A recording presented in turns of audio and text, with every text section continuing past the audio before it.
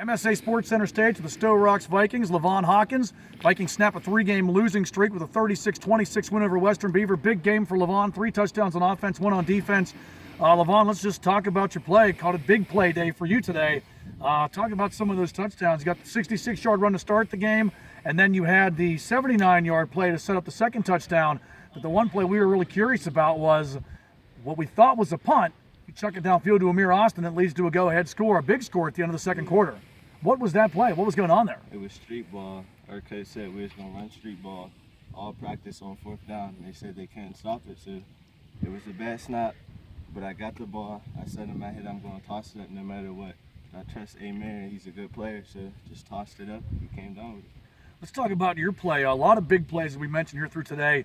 You seem to be able to, you really can do it on all sides of the ball. You're throwing, you're running, you're catching, you even, nice job punting the ball today too. Talk about what it is that makes you such a complete player. What is it that you do that gets you to be such an effective weapon all over the place? One thing that really helped me is I'm the youngest of 4 brothers, and they was always on my back because they were always my biggest competitors. So if I messed up, I'm getting clowned at, and they're all on my back. So really, I do everything just to make my family proud.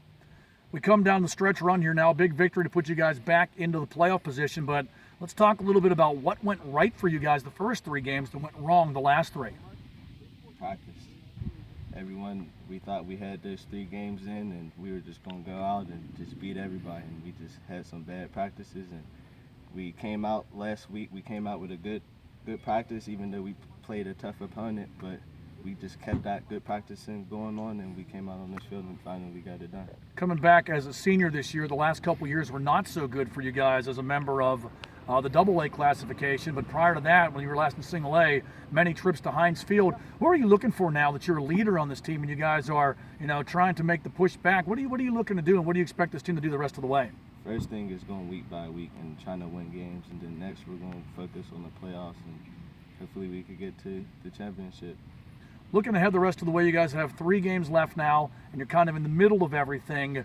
What is it that you guys did right today that you're going to have to continue to do the rest of the season for you to solidify that playoff position? We just got to execute coach's plays. That's all it is. We got to make sure we go out and hustle and get on the line and get to our formations.